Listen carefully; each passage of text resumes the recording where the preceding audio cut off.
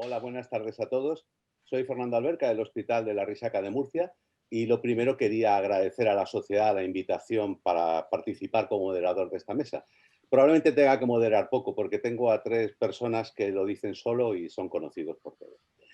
No voy a perder mucho tiempo en esto, pero es indudable que tras la epidemia COVID y después de hablar mucho de qué había que hacer durante la epidemia, este es el momento de pararnos y de mirar un poco más allá. ¿Qué tenemos que hacer después de la pandemia? ¿Y qué va a pasar con las unidades en un futuro? ¿Y qué perspectivas de seguridad tenemos? Vamos a empezar, y no voy a parar mucho más, con el doctor Enrique Domínguez Muñoz, que nos va a hablar del diseño de las unidades de la endoscopia más allá del 2020, ¿vale? En el 2021. Enrique.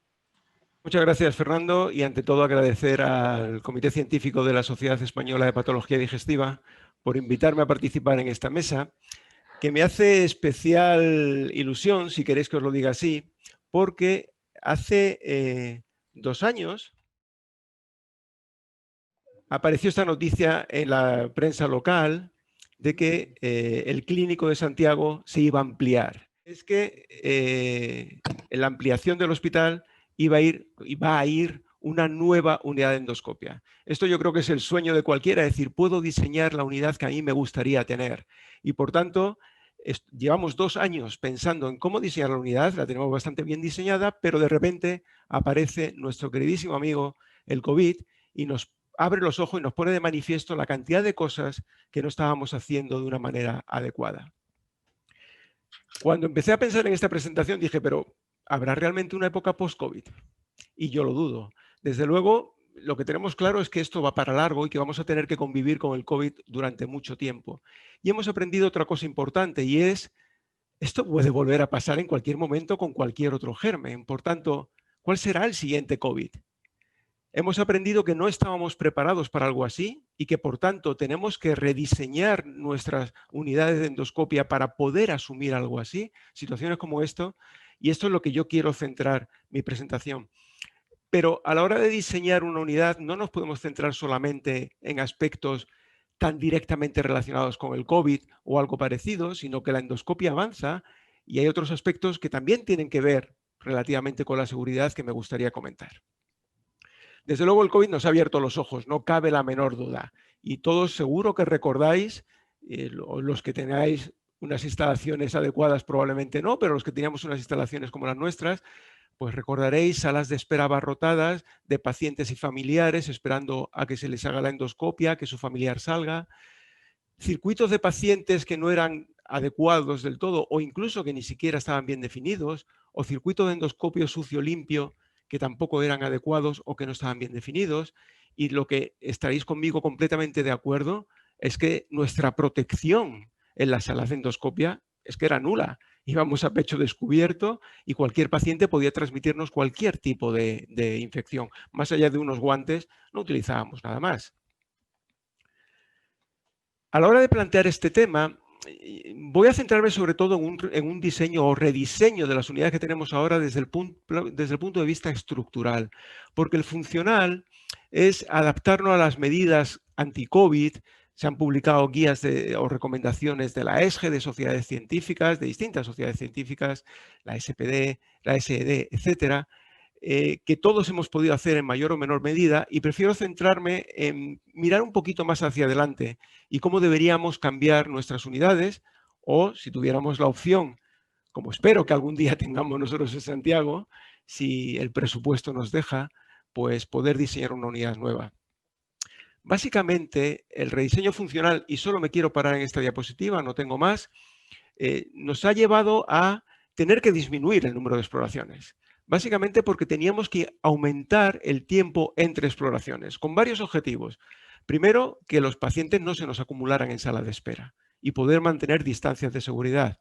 Segundo, la limpieza de la sala entre exploración y exploración tenía que seguir un protocolo que no era lo habitual previamente y por tanto necesitábamos tiempo.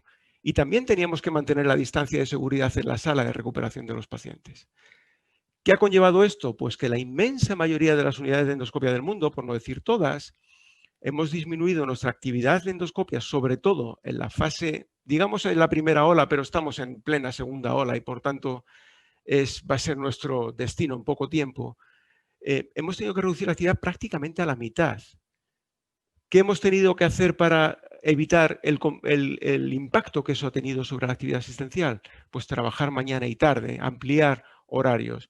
Hemos establecido grupos de médico y enfermera estancos, clústeres que podían trabajar en una sala o en otra, pero estancos, de forma que limitáramos el impacto de cualquier positivo dentro de la unidad, y desde luego hemos cambiado por completo la forma de protegernos con la introducción de los IPEs. Aquí falta un punto que es importante también, que es el triaje de los pacientes que vienen a la unidad de endoscopia y a qué pacientes hacerle una PCR antes de poderlo admitir en la unidad de endoscopia. Esto es conflictivo en muchos aspectos y lo voy a dejar ahí para que lo podamos discutir después.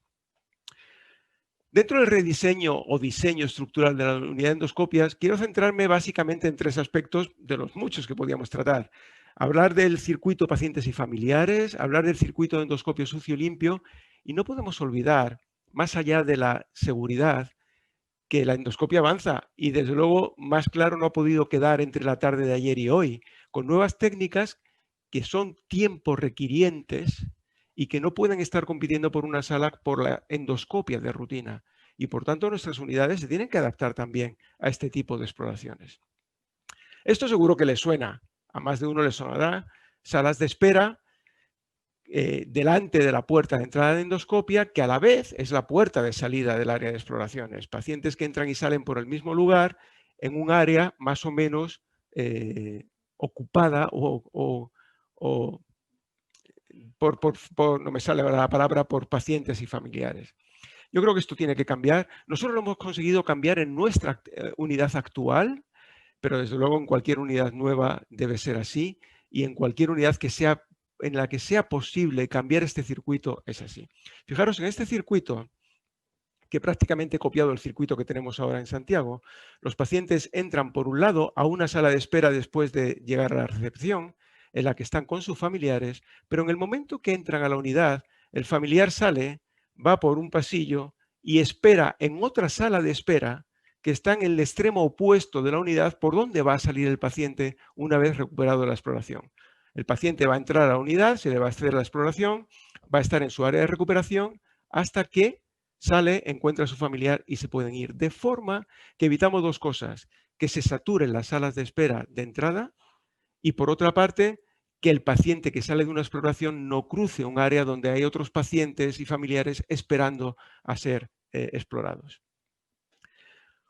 El segundo bloque es el circuito de endoscopio sucio limpio. Y me imagino que esto también a más de uno le sonará.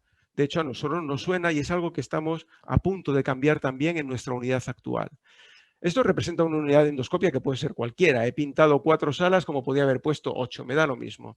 Pero venga de donde vengan los tubos sucios, entran por una puerta a una sala de limpieza y desinfección en la que se hace la limpieza manual, el procesamiento manual antes de que el endoscopio entre en las lavadoras y el reprocesamiento post lavadora y almacenamiento de los tubos. Y el tubo, una vez que está limpio para ser usado, vuelve a salir por el mismo lugar. Esto, desde luego, yo creo que hoy tampoco es aceptable y debemos ser capaces de cambiar nuestras unidades y hacer la obra necesaria. Como os digo, nuestra unidad la vamos a hacer ahora antes de final de año, está prevista para diciembre, de forma que podamos diferenciar muy bien el área de sucio y el personal que trabaja en sucio del área de limpio y el personal que trabaja en limpio. De forma que los endoscopios sucios entran en un área independiente en la que se hace todo el procesamiento pre-lavadora, limpieza manual, etcétera, de los endoscopios. Y esto está separado, este área, lo ideal es que sea un área de presión negativa. Esto está separado del área de limpio por una pared en la cual están las lavadoras. Sabéis que ahora las lavadoras, y son las que debemos tener, son lavadoras que tienen una entrada y una salida, tienen doble puerta, de forma que los endoscopios sucios entran por un lado y una vez terminado la limpieza, salen por el otro al área de limpio, que óptimamente debería ser un área de presión positiva, donde se hace el procesamiento post lavadora de los endoscopios y el almacenamiento. Aquí me falta una cosa que tampoco me quiero extender en ella, porque lo vamos a discutir y seguro que Fernando saca el tema, que es el tema de la trazabilidad de los endoscopios, que por supuesto que es un tema de seguridad y probablemente en poco tiempo sea un tema legal porque probablemente nos lo exigirán desde las altas esferas. Bien, esto lo he puesto en grande para que lo vierais mejor, el área de sucio, la pared en la que están insertadas las lavadoras, de doble entrada, entrada-salida y el área de limpio. Hay un aspecto que es enormemente importante dentro de este concepto, aunque no sea un rediseño estructural de la unidad, que son los controles microbiológicos que debemos hacer a los endoscopios. Un aspecto clave hablando de seguridad. Hay recomendaciones de distintas sociedades científicas, la ESGE, la ASGE, las que queráis, que recomiendan cómo se deben hacer estos controles y sobre todo con qué frecuencia se deben hacer estos controles. Yo he resumido todas estas guidelines o recomendaciones en esta única diapositiva y básicamente lo que intentan son distintas las distintas recomendaciones, pero todas confluyen más o menos en esto, en la necesidad de hacer una irrigación anterógrada y retrógrada y un cepillado anterógrado y retrógrado de los canales, trabajo, aspiración, lavado, insuflación, utilizar una torunda de algodón para superficies y para el extremo distal del duodenoscopio en todos sus recovecos, que sabéis que no es fácil, es un endoscopio que no es fácil de limpiar adecuadamente, y también muestras de la botella de agua y de agua de lavadora. ¿Cada cuánto tiempo? Aquí sí que la diversidad es enorme, desde mensual hasta que no hace falta hacerlo de rutina. Os tengo que decir una cosa, el protocolo nuestro en nuestra unidad, sobre todo con los duodenoscopios, nosotros hacemos controles semanales con este protocolo. Los duodenoscopios son unos tubos especiales, tan especiales como que son los que están trayéndonos de cabeza sobre cómo debemos manejar este tipo de endoscopios para evitar una transmisión de infecciones nosocomiales. Todos conocéis el problema, no voy a entrar en detalle en él porque después este es el tema que va a desarrollar José Ramón Avaricio y lo va a hacer infinitamente mejor que yo, pero sabéis que la FDA hizo un estudio post-comercialización de seguimiento de contaminaciones de endoscopios en práctica clínica y ellos esperaban una frecuencia inferior al 0,4%.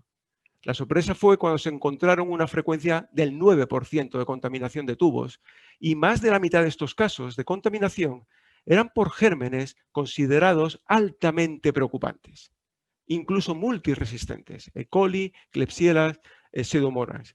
Y durante 5 años se reportaron a la FDA 1.115 infecciones por duodenoscopios y 79 muertes asociadas a estas infecciones. Por tanto, no es un tema menor.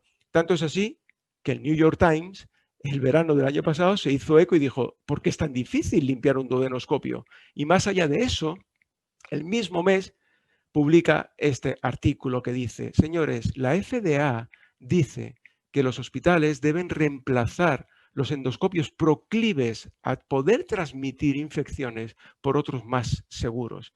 Y sabéis que las empresas de endoscopia llevan mucho tiempo trabajando en este aspecto, llevan años trabajando en este aspecto, y desde aspectos de endoscopios que podemos liberar el capuchón externo, que desde mi punto de vista no es muy eficaz, a lo que sí debe suponer un avance como los endoscopios en los que se tira de un solo uso, es todo el extremo proximal o todo el extremo distal y queda libre una parte que es mucho más fácil de limpiar y, por supuesto, los endoscopios de un solo uso, como pudisteis ver hoy en la CPR que hicimos esta mañana. Desde luego, esto es algo que las unidades de endoscopia debemos tener en cuenta. Y termino, ya brevemente en 1 o 2 minutos, en tener que adaptarnos a las necesidades de hoy.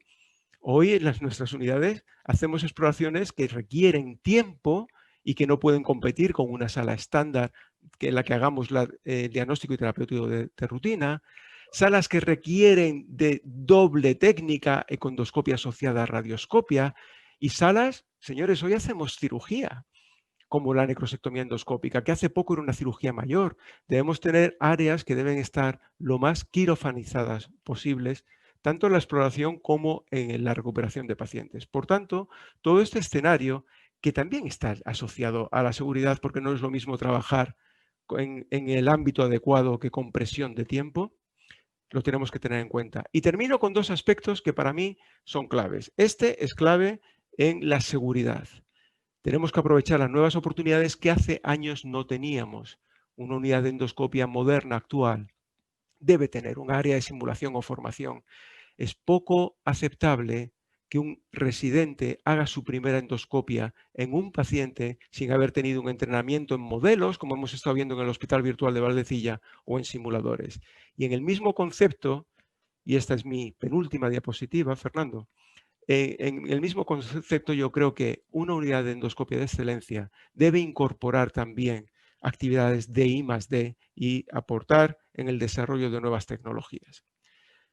En resumen, lo que les he querido traer de una manera más o menos resumida es que sin duda la pandemia nos ha abierto los ojos, ha puesto de manifiesto, entre comillas, lo mal que podíamos estar haciendo las cosas, las deficiencias que tenían nuestras unidades, y en este escenario no tenemos más remedio que hacer cambios funcionales que hemos hecho todos por obligación y, si es posible, estructurales que eviten contagios dentro de la unidad. Y básicamente he hablado de los circuitos de pacientes y familiares y de endoscopio sucio limpio.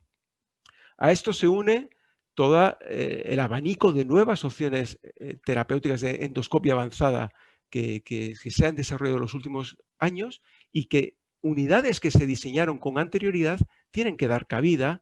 Y como les decía en la última diapositiva, yo creo que una unidad de endoscopia de excelencia debe contar con áreas de simulación, formación e idealmente de I+D. Nada más, muchas gracias y espero las preguntas al final de la mesa.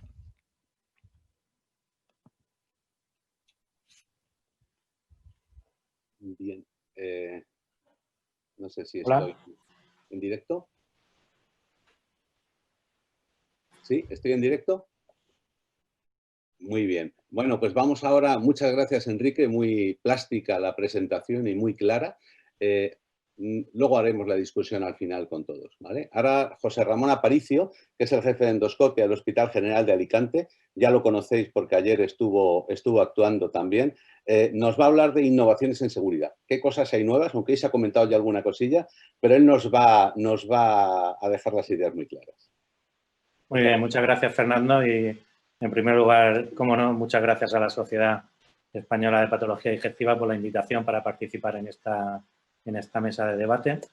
No sé si tengo ya control de las diapositivas. Me estáis oyendo bien, ¿no? ¿Hola? Te oímos muy bien. Vale. No sé. Sí. Me falta tener el control de la presentación. Vale, sí, ahora ya. Es que antes no iba. Vale. Bueno, pues en primer lugar, cuando hablamos de seguridad en endoscopia, hay que tener claro que lo primero de todo es que la indicación de la endoscopia sea adecuada. Y en segundo lugar, la prevención de los efectos adversos, tanto durante el procedimiento, durante el seguimiento de los pacientes después de haber realizado alguna técnica endoscópica. Pero hasta ahora no prestábamos especial atención a un factor importantísimo, como es la posibilidad de transmitir infecciones a estos pacientes. Al hablar de infecciones en endoscopia hay dos conceptos claves, que son infecciones endógenas, aquellas que se producen por gérmenes que el paciente tiene dentro de su organismo. El ejemplo típico es un episodio de bacteriemia después de cualquier procedimiento endoscópico, pero las que nos van a centrar hoy es en las infecciones exógenas, que son aquellas en las que nosotros introducimos un microorganismo, generalmente por la introducción del endoscopio o por el material que utilizamos para realizar el procedimiento. Este tipo de infecciones exógenas son especialmente graves, tienen una elevada mortalidad, se asocian sobre todo a gérmenes multiresistentes y además tienen importantísimas implicaciones legales. Por lo tanto, no se deben, la tolerancia hacia estas infecciones ha de ser cero. Estas infecciones, desgraciadamente, han estado siempre presentes en la endoscopia en los primeros años, asociadas sobre todo a fallos en el reprocesamiento de los endoscopios.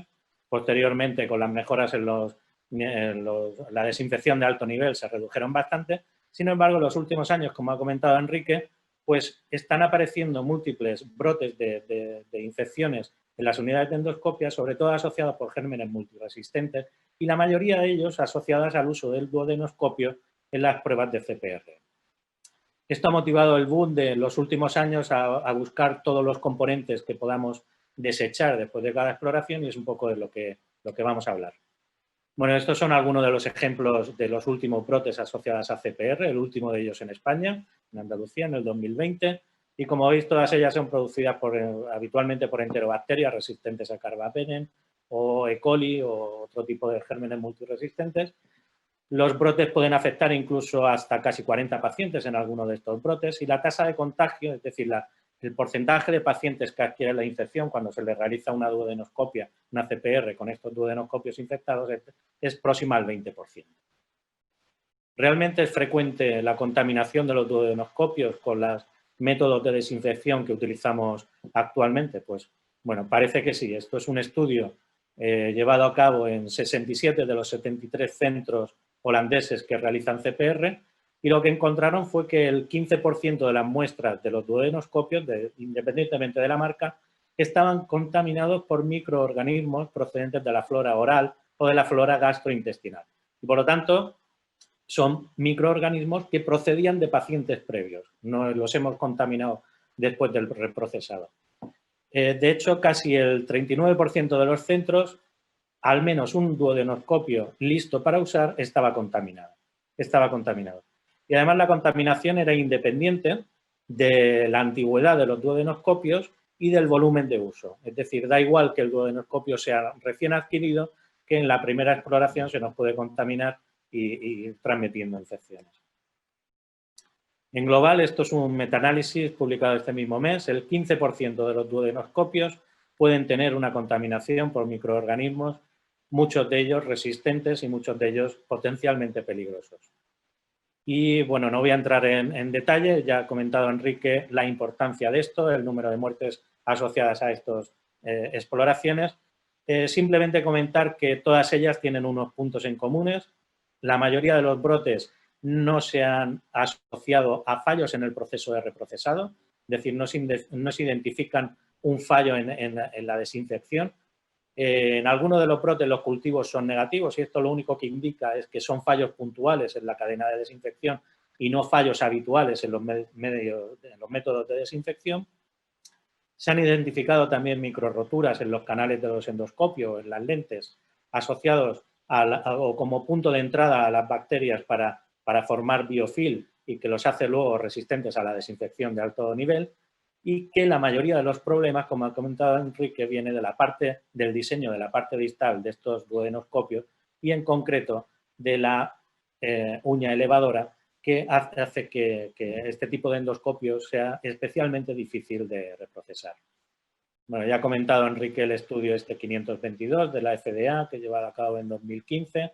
Simplemente añadir que aparte de la frecuencia más esperada de lo normal de contaminación de los duodenoscopios, el estudio mostró también que el factor humano era importante porque las instrucciones que daban los fabricantes para el reprocesado de los duodenoscopios son bastante difíciles de seguir porque incluyen un gran número de pasos. Bueno, todo esto, brotes y el estudio llevado a cabo por la FDA motivó que en agosto del 2019, como ha comentado Enrique, pues la FDA recomendara la transición de las unidades de endoscopias de Estados Unidos hacia duodenoscopios que tuvieran un diseño innovador o que facilitara el reprocesado o directamente la utilización de duodenoscopios desechables. Mientras que no hacemos esto, ¿qué podemos hacer en las unidades? Pues intentar utilizar o desechar todos aquellos componentes que pueden ser reprocesados por componentes que hay en el mercado y que son desechables. Por ejemplo, las válvulas de los canales de aire-agua, las válvulas que utilizamos para las bombas de lavado, las botellas de lavado, las botellas que utilizamos para los canales, incluso las válvulas de los endoscopios. Y esto es lo que tenemos ahora mismo en nuestra unidad. Utilizamos prácticamente todo lo que se puede desechable. Tenemos bombas de lavado desechables, válvulas de lavado desechables que se cambian entre cada paciente. Las botellas del canal de aire-agua se desechan al final de la mañana y válvulas de los endoscopios desechables que inicialmente empezamos a utilizarlas solo en las duodenoscopias, pero que ahora utilizamos en todas las exploraciones a raíz de la pandemia por COVID. Y bueno, y ahora ya tenemos también disponible en nuestra unidad el duodenoscopio desechable de un único uso, como habéis podido ver esta mañana. Una de las partes de los endoscopios a los que no se le ha prestado mucha atención son las válvulas. Y estas válvulas, cuando se analizan, pues se encuentran bacterias en un porcentaje muy importante de casos, hasta superior al 50%. Es muy sencillo sustituir en las unidades de endoscopia las válvulas reutilizables por válvulas desechables que no incrementan significativamente el coste del procedimiento. ¿Y qué otras innovaciones tenemos de cara a sustituir los duodenoscopios? Pues la fundamental es los duodenoscopios desechables. Sabéis que el primero de ellos fue el lanzado por Boston Scientific, el EXALT-D. Ahora ya hay otro aprobado por la FDA, pero que todavía no tiene marca CE, que es el de la casa Ambu. Duodenoscopios con capuchón desechable, como ha comentado Enrique, y el último de ellos es el duodenoscopio con un elevador desechable, que ahora veremos. Realmente, como ha dicho Enrique, estos capuchones desechables lo único es que facilitan la desinfección del extremo distal, facilita un poco la limpieza detrás de la uña elevadora. El que probablemente pueda tener un poco más de sentido es este, que lleva incorporado además la uña y que va todo a la basura, pero las diferencias de precio también son considerables. Estos capuchones desechables son 6 € y este de Pentas, que lleva la uña elevadora, son 34 por exploración. Realmente solo hay este estudio que evalúe la utilidad de los capuchones de cara a la desinfección. No es un estudio que mide la infección, o la aparición de infecciones, sino que determina la presencia de residuos orgánicos con un test rápido de adenosintrifosfato, y lo que ve es que con la utilización del capuchón desechable se reduce la presencia de organismos de residuos orgánicos de un 76% a un 37% los duodenoscopios, pero realmente no lo elimina, no llega a cero. La única forma de eliminar totalmente la posibilidad de una infección exógena sería la utilización de estos duodenoscopios. Hay unas pequeñas diferencias entre los dos modelos que hay en el mercado en cuanto al campo de visión o la profundidad de la imagen, pero son pequeñas diferencias. Y bueno, nosotros cuando nos planteamos usar estos duodenoscopios, nos hicimos una serie de preguntas que creo que debería de cumplir estos duodenoscopios para pensar en su uso. En primer lugar, que no supongan una necesidad de reaprender la técnica. Tendría poco sentido si ahora tenemos una tasa de canulación, la que sea, del 90%, que al usar estos duodenoscopios bajará nuestra tasa de canulación por debajo de ese tanto por ciento. Luego, que sea duradero. Evidentemente estamos hablando de un endoscopio de plástico, de calidad peor, que va directamente a la basura, pero debe aguantar una exploración larga. Los resultados han de ser similares al resto de procedimientos, en todos los procedimientos. El coste ha de ser asumible. También se nos planteó la duda del impacto medioambiental que pueden tener estos duodenoscopios, porque, lógicamente, es material que desechamos y que es plástico, y bueno, ahora que está tan de moda, pues también nos preocupaba. Y nuestra unidad, que es una unidad pequeña y que tiene mucha falta de espacio, pues el almacenamiento también es un problema, ¿no? Podemos tener 10 duodenoscopios desechables en la unidad simplemente porque no caben.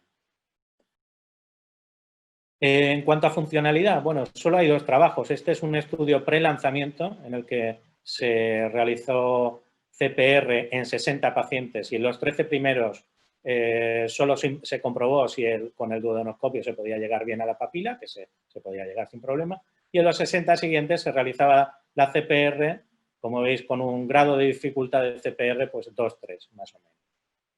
Y lo que se vio en el estudio este prelanzamiento es que la CPR se pudo completar en 58 de los 60 pacientes.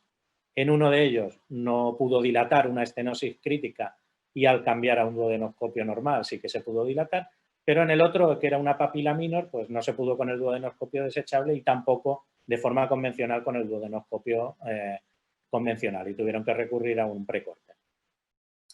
Pero en global, la satisfacción de los endoscopistas que realizaron la técnica, pues en el 92% de los casos o consideraban al duodenoscopio desechable o igual, o incluso en un pequeño porcentaje superior al duodenoscopio reutilizable.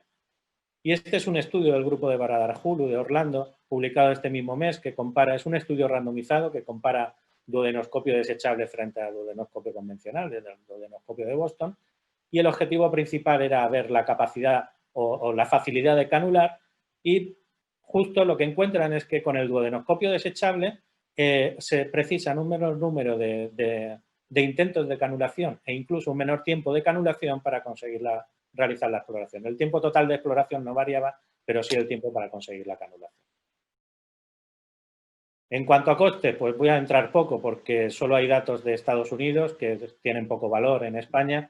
Simplemente pues como comentario que para una tasa de infección baja del 0,4%, por poner alguna, una unidad como la nuestra que realiza 500 exploraciones anuales, pues un coste válido para estos duodenoscopios debería ser unos 660 euros y actualmente cada duodenoscopio vale 3.000. ¿Y qué os puedo contar de mi experiencia con el uso de los duodenoscopios?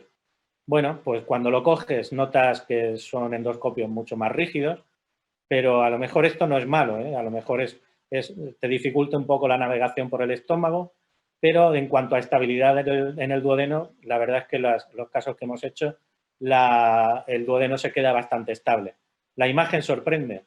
Sorprende que un aparato que vas a tirar a la basura tenga una imagen bastante buena. Notas poca diferencia con otros duodenoscopios. Las válvulas de aire-agua son mejorables, tiran agua, por lo menos en los primeros casos tiraban agua continuamente, ahora ya ha mejorado. El canal de trabajo y la pestaña elevadora es bastante buena, no ofrecen dificultad para pasar el material que utilizamos y una ventaja es que pesan poquísimo, entonces en exploraciones prolongadas pues facilita, te cansa menos la mano.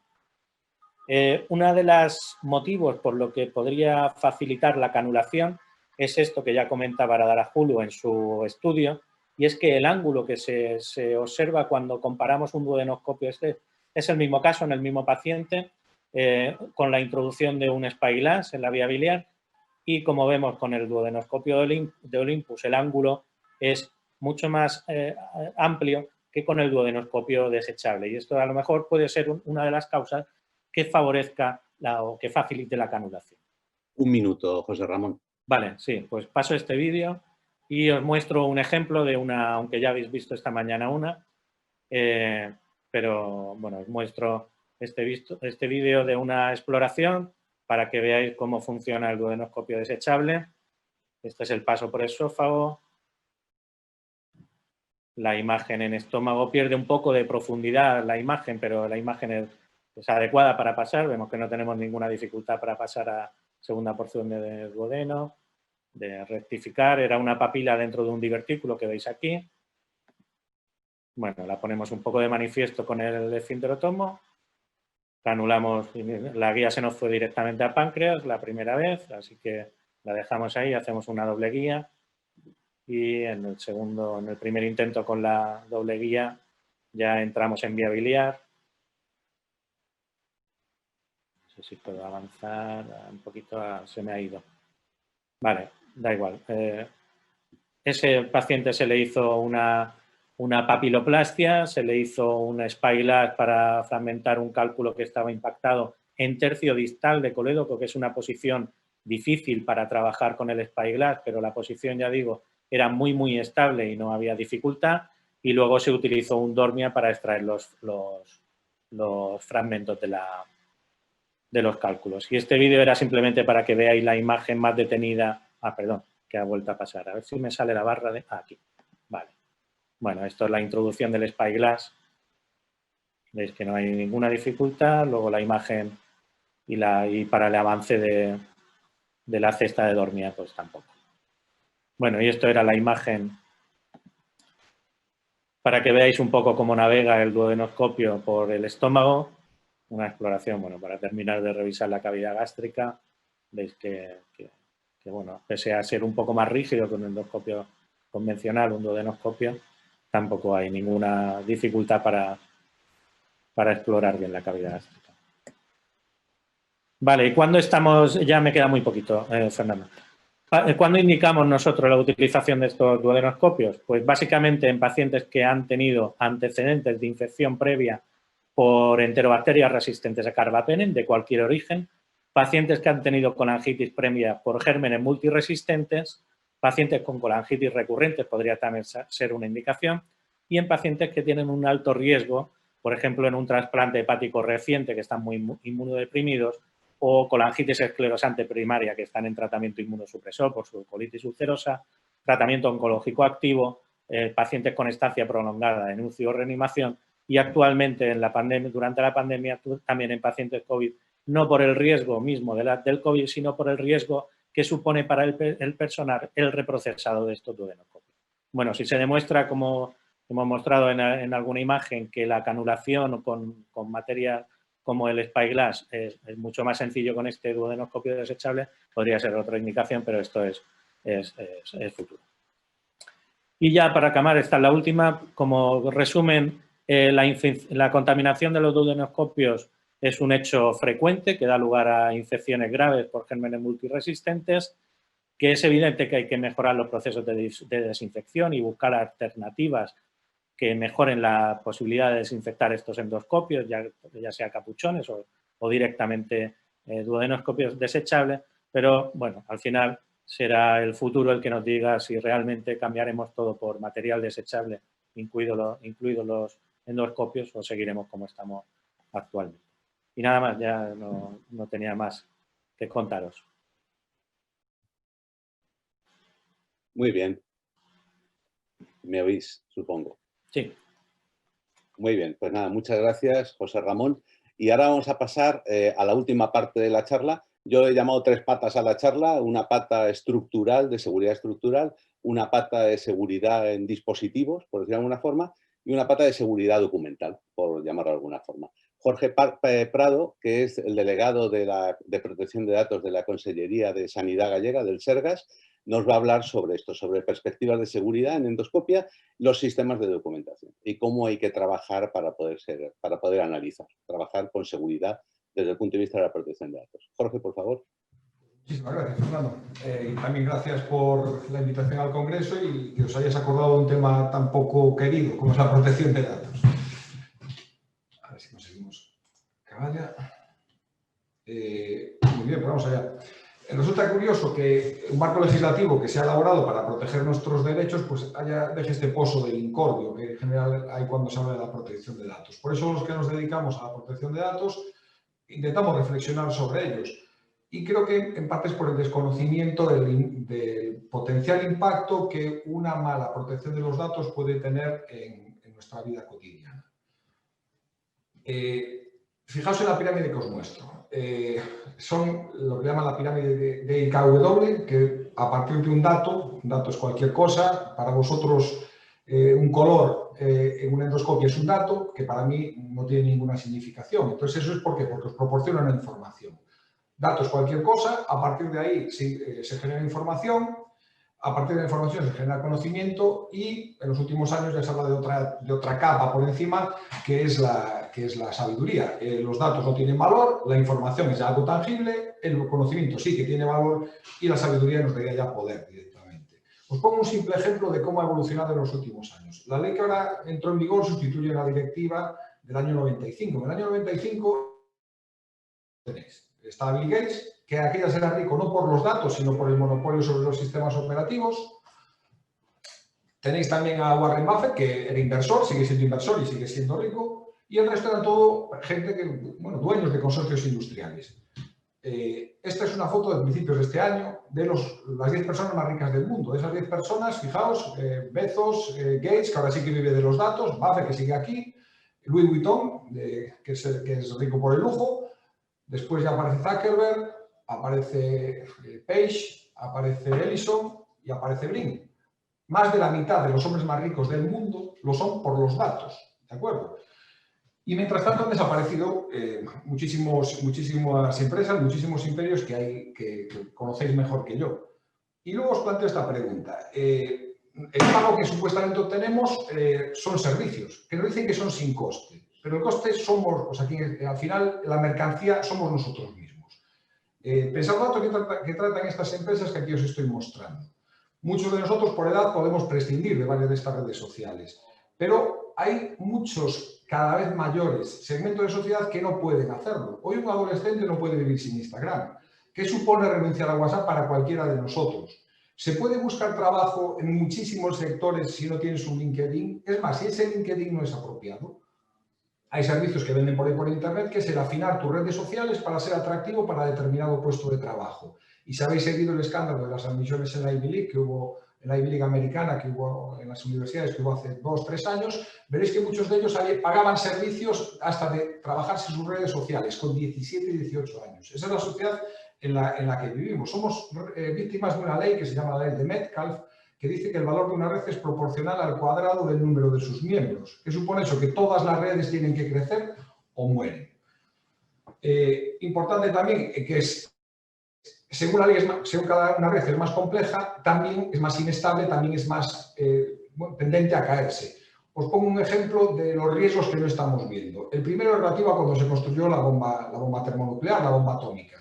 El que aparece hablando con Einstein es Leo Szilard, que era la persona que realmente sabía cómo hacer la bomba y que en ese momento estaba escribiendo la carta con la que convencieron a Roosevelt para lanzar el proyecto Manhattan. Al final, cuando la bomba estuvo hecha, tanto Szilard como Einstein fueron destacados pacifistas y de hecho de Szilard se rió la gente cuando en el año 46 alertó que una bomba de la siguiente generación, la bomba H, sería capaz de acabar con la humanidad. Desde el año 46 todos los físicos son pacifistas. Y aquí veis los debates que hay hoy en día entre Zuckerberg, dueño de Facebook, y Elon Musk, que es el dueño de Tesla, SpaceX y otra serie de empresas. Elon Musk es un activista contra la inteligencia artificial y alerta de sus riesgos. Mientras que Mark Zuckerberg, bueno, pues dijo que no lo entendía. Que realmente no había riesgo, y ya veis lo que le dijo Elon Musk. Incluso hace nada, el jefe de inteligencia artificial de Facebook pues, se regodeó como diciendo, bueno, no sabe ni de lo que habla, ¿de acuerdo? Porque de hecho dice que no, esto que pone aquí, AGI, Inteligencia Artificial Profunda, dice que nunca llegará a ponerse en marcha. Esperemos, ¿vale? ¿Y por qué os hablo de la complejidad? Aquí veis varias de las construcciones que tenemos como de las más grandes que ha hecho la humanidad. Y al final son minucias comparadas con muchas cosas que os enseñaré. La Torre Eiffel son 18.000 piezas con 2,5 millones de remaches. Si es maciza, la Gran Pirámide son 2,3 millones de bloques. El iPhone 12 tiene solo su procesador tiene 11.800 millones de transistores. De media, cualquier app de la que estáis usando tiene 10.000 líneas de código o instrucciones complejas, ¿vale? Que alguna puede ser bastante grande. Android tiene 15 millones de líneas de código. Windows 80, para que os hagáis una idea, que es lo que tiene un Mac, el sistema operativo de un Mac. Pero, por ejemplo, un Boeing 787, el Full Equip son 6,5 millones de líneas de código. Android, el Facebook, 62 millones de líneas de código. Un coche autónomo debería tener 1.000 millones de líneas de código para funcionar. Y todo Google supuestamente tiene escritas en este momento 2.000 millones de líneas de código. Voy a poner solo un ejemplo. Si equiparamos una línea de código con un par de bases del genoma, ¿sabéis como yo cuántas pares de base tiene? 3.000 millones. O sea que estamos ya en unos umbrales que jugamos a cosas muy complejas. Y además antes la seguridad la basamos en la fortaleza. Tengo mis puertas cerradas, nadie me va a atacar. Habéis visto lo que ha pasado en los últimos años. Somos conscientes ya de que pueden caer gobiernos, de que los gobiernos espían, de que las empresas dicen que nos dan seguridad, pero al final esas contraseñas se pierden. Y es más, incluso cuando yo hice mis cursos de doctorado hace 25 años, se decía que un fallo de seguridad podía hundir una empresa. Y aquí veis que todas los han tenido, ninguna le ha pasado nada. Y además que las barreras que tradicionalmente se utilizaban, que era, bueno, esto es muy complejo, esto es muy costoso o esto lleva mucho tiempo, con la capacidad de computación que tenemos a día de hoy, todo esto ha desaparecido. Y a día de hoy nos tenemos que fiar, bueno, pues de equilibrio, de no me lo van a hacer por lo que pueda pasar, nos tenemos que fiar de la protección legal que tengamos y nos tenemos que fiar de las sanciones que se puedan poner. O sea, ya no depende de nosotros, estamos expuestos a un riesgo. Y además nosotros somos como una aldea gala, es lo que digo siempre de la información sanitaria. Tenemos una información que los gigantes de Internet se les ha resistido siempre. ¿Veis? Todas estas iniciativas han gastado muchísimo dinero, pero la gente no les da sus datos de salud. Sí que bueno, podemos contar con quién vamos, dónde estamos, a qué vale damos, pero ya si tengo un cáncer ya no lo digo, lo cual es humano también, ¿no? ¿Qué pasa? Que ahora esta vía empieza a abrirse. Ellos ya tienen wearables, ya tienen una serie de dispositivos o incluso dispositivos médicos, casi todos tienen conectividad, con lo cual ya empiezan a día de hoy a manejar los datos. En nada tendrán la información y están intentando incorporar el conocimiento. En Estados Unidos han sido famosos los fichajes de cardiólogos por estas empresas. ¿Por qué? Porque en teoría las enfermedades que ellos tratan, como puede ser patologías cardíacas, la HTA, afectan a mucha gente, están muy estudiadas y es fácil extraer datos con dispositivos que están muy extendidos.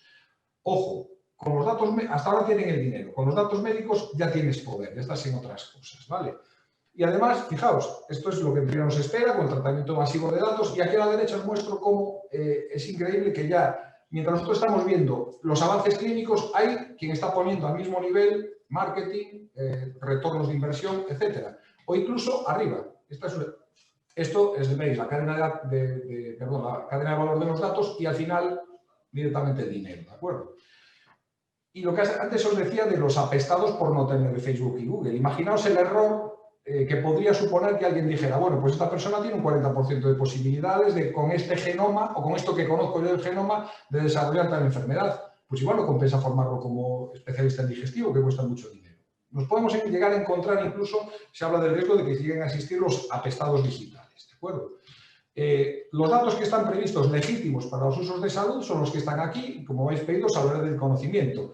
Ojo, lo que antes os decía, quien quiera manejar datos de salud y obtenerlos, la manera más fácil de conseguirlo es a través de estudios de investigación, por lo que ahora os voy a contar.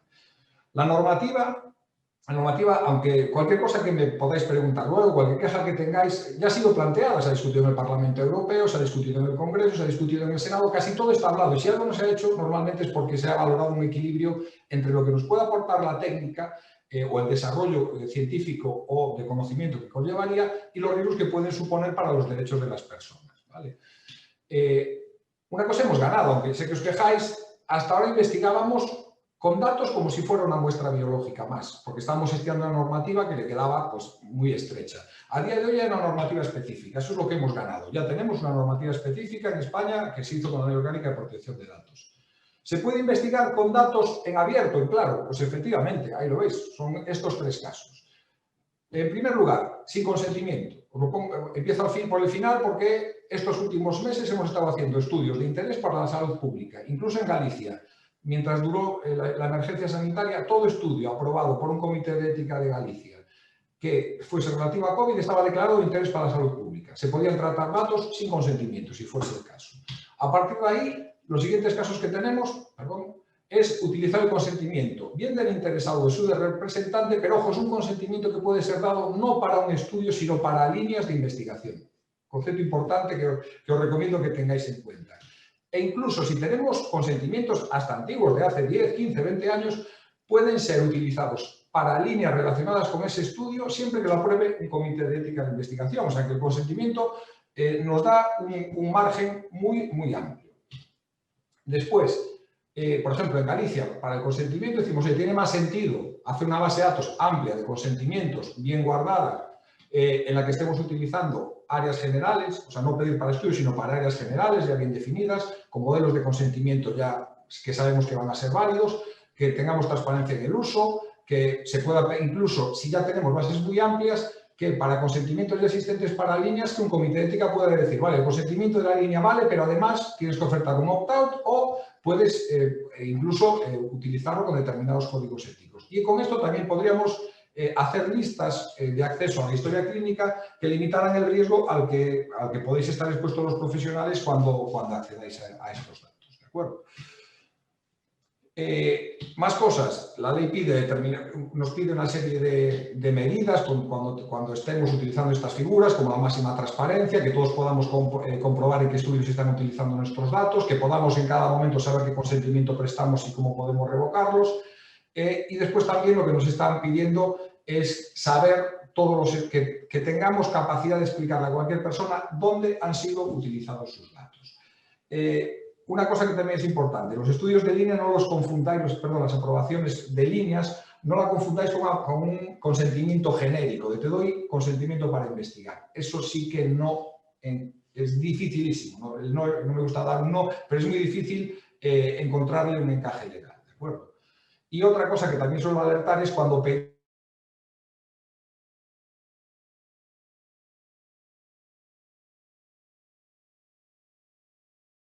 podéis encontraros con problemas de legalidad. Siempre pongo el mismo ejemplo.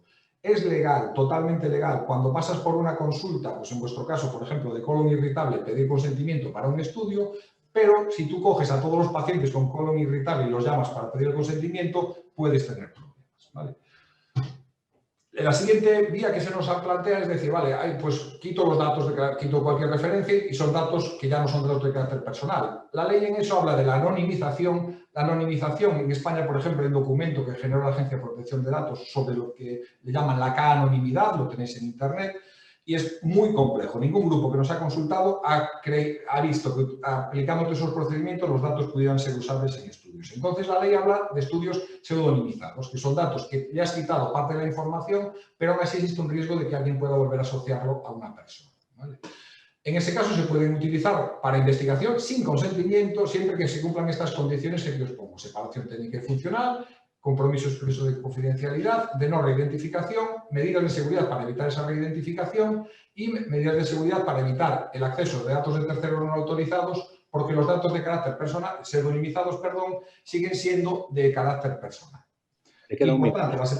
Sí, un minuto, ya lo veo. Importante también que la separación técnica se puede entender en un sentido amplio, ¿vale?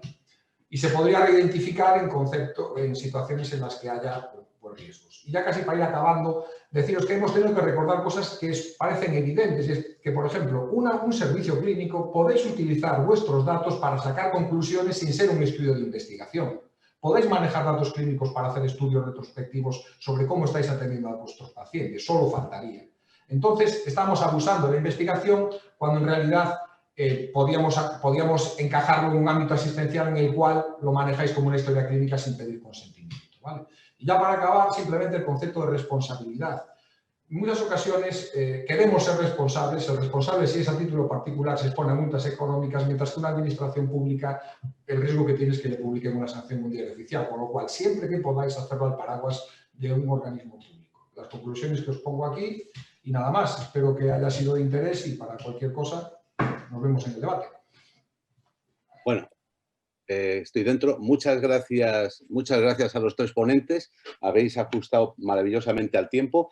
Tenemos, si no me equivoco, 6 minutos para alguna pregunta. No han entrado preguntas, voy refrescando, pero que no han entrado. Voy a empezar por Jorge. Jorge, ¿hasta qué punto no estamos burocratizando la entrada en la investigación? Me explico. Los comités de ética están constituidos en parte por profesionales, en parte por profesionales sanitarios que tienen mucha actividad asistencial y se reúnen cuando pueden, como pueden, analizan cada caso y ahora tenemos que entrar, lo has comentado un poco al final, los estudios hasta retrospectivos tienen que pasar por comités de ética. A muchos investigadores se les quitan la gana de hacer cosas a veces porque burocratizar tanto la entrada en la investigación a veces es verdad que es garantista y es bueno, pero ¿hasta qué punto no tenemos que buscar un equilibrio? A ver, el equilibrio aquí, lo que siempre digo yo, es ¿por qué un retrospectivo tiene que ser necesariamente a través de un estudio de investigación? Por eso hemos dicho, aquí creamos un marco para hacer evaluaciones de calidad asistencial. Por lo mismo que haces en otras ciencias, tú primero intuyes y cuando ya ves que tienes el camino es cuando haces el estudio. Entonces, probablemente, imagínate, lo que habéis estado contando aquí, es necesario, fuera de la publicación o de la difusión de conocimiento, que para ver qué tal funciona el endoscopio tengáis que hacer un estudio de investigación. Cuando lo lógico, si vais a escoger uno u otro, es hacer ese estudio y lo podéis hacer asistencialmente, sin necesidad de recurrir a un comité de ética que os apruebe ese estudio. En el momento en el que sí que queráis hacer una investigación formal o producir resultados, ahí sí que tenéis que ir al comité de ética. Nuestra sugerencia, y por eso hemos recordado lo que decíamos que es obvio, es, vale, primero indaga, primero estudia sin pedir consentimiento, porque eres una administración pública o un hospital privado incluso, haciendo su propio trabajo, un trabajo asistencial. Y una vez que intuyas de esas indagaciones que has hecho que puede haber un resultado científico, es el momento en el que yo lo llevaría a la investigación, ¿de acuerdo? Porque los tiempos son los que son. Estoy contigo. Nosotros, por ejemplo, quitado en el COVID, que nos reunimos toda la semana el Comité Ético de Investigación con Medicamentos de Galicia, el resto es una vez al mes porque es imposible. Si queremos tener el talento lo tenéis vosotros. El talento tiene que estar haciendo asistencia, no puede estar dedicado solo a esto. Muy bien. Enrique y José Ramón. Estoy mirando, pero no entran preguntas de momento. Enrique y José Ramón, los dos habéis utilizado el sistema SALT, ¿vale? Yo creo que José Ramón ha dado la clave. Es un equipo interesante para casos seleccionados.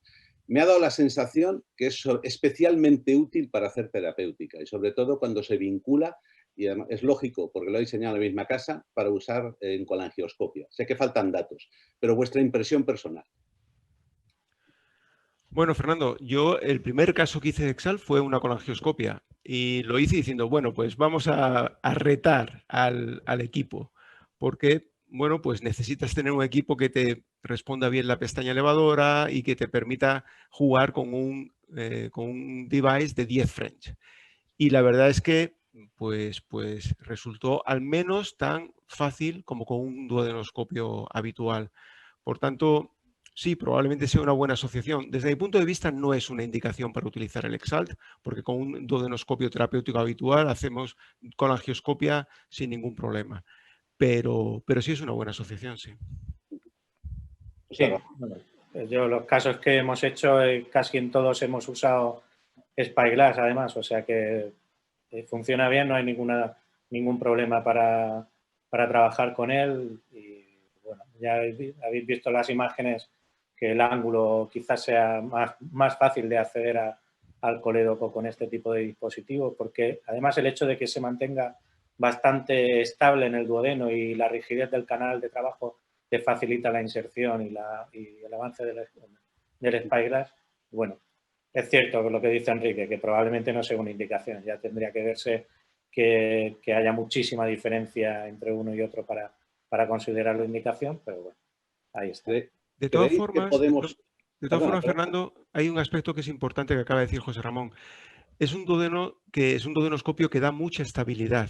Y en el Spyglass pierdes el control del duodenoscopio, estás jugando con el colangioscopio. Y el hecho de que el duodenoscopio esté estable te facilita mucho la exploración. Sí, sí. Vale. Sí, sí. Suministros. ¿Creéis que si se difunde de forma espectacular y habiendo solamente una alternativa, una casa más, todavía sin CE, puede haber problemas de estocaje? Seguramente, ¿no? No sé. Un protocolo para no poder cumplirlo es triste, ¿no? Ese sería un problema que probablemente no tendría que contestarlo vosotros, sino la casa. Pero probablemente sería un problema ahora mismo, ¿no? Yo, más que problema de suministro, es problema de dónde los almaceno si tengo muchos en mi unidad, porque no me caben, ya te lo digo. Si te lo compran, buscas el hueco seguro, eso no tengo duda. No te creas, no te creas. No me caben. Díselo a Enrique. Esos son los que tengo disponibles siempre en todo momento en la unidad. Más de dos que diseñe Enrique la unidad con huecos para almacenar el equipamiento, ¿no? Cuando tengamos la unidad nueva haré espacio para eso, pero bueno. Eso es, los endoscopios de un solo uso han venido para quedarse. Sí, entonces el hueco lo vamos a tener que estar pensando en ello, no solamente los duodenoscopios. Vale, yo creo que falta competencia para que sean competencia económica también. Claro. Hombre, claro. A ver, ya están a punto de lanzarse gastros y colonos desechables. Sí. Que para exploraciones, por ejemplo, una indicación que vería muy útil es un gastroscopio desechable para las urgencias, para la guardia. Directamente lo gastas en un paciente sangrante y va a la basura, te evitas que el personal de enfermería de la tarde o de la guardia no esté habituado a reprocesar ese endoscopio y te evitan muchos problemas.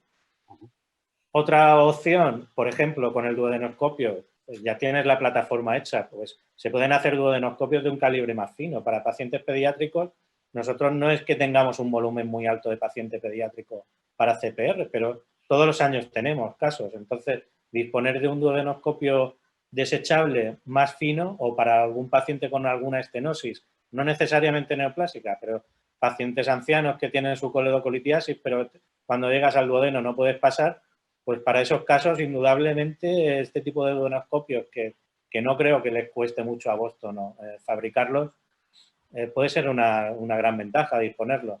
No sé, yo creo que evidentemente se van a quedar y que poco a poco van a ir saliendo más alternativas y más opciones. Y el concepto de trazabilidad, lo ha comentado Enrique, lo habíamos hablado previamente, yo creo que es esencial y yo creo que la normativa cambiará en algún momento porque no es de recibo que no se sepa dónde ha estado un endoscopio, que se le pierda la pista, ¿vale? Sí. En una época de pandemias creo que va a ser clave en un futuro, ¿no? No sé vuestra opinión, pero yo lo veo como algo esencial, pero eso supone dinero. Yo creo que las unidades de endoscopia tienen que entrar en el valor que tienen ahora mismo como sustitutas de las unidades quirúrgicas en muchas parcelas. Sin lugar a dudas, Fernando, yo creo que hay que incorporar sistemas que faciliten la trazabilidad, lectores de código de barras, como quieras, tanto en sucio como en limpio, como en dónde va el endoscopio en cada momento. Nosotros lo estamos haciendo manualmente. Es decir, en cada informe de CPRE, lo hacemos solamente para CPRE, ponemos el duodenoscopio que hemos utilizado por si ocurre una infección, que sepamos qué duodenoscopio hemos utilizado en este paciente. Pero sin lugar a dudas, esto es algo que tenemos que desarrollar como Dios manda. Sí, nosotros lo hacemos manual para todas las exploraciones, pero es un proceso manual que puede fallar, vamos, porque es de la voluntad del que está haciendo el informe de poner el código correcto del endoscopio que ha utilizado, que lo mismo ya ni te acuerdas, o sea, puedes fallar, o puedes equivocarte en el número. Que Entonces, si tiene trazabilidad la carne de vaca, tiene que tenerla el endoscopio que entra por el mismo sitio, ¿no? Eso está clarísimo, ¿no? Sí. Bueno, pues cumpliendo el horario, me parece, nos hemos pasado un minutillo para que la gente pueda descansar, comer y volver luego dentro de un rato. Os agradezco a los tres de verdad la claridad en las presentaciones y siento que no haya habido preguntas. Voy a dar una última vuelta por si acaso, no me ha entrado ninguna pregunta. Pues nada, muchas gracias a todos y bueno, nos veremos en otra presencialmente.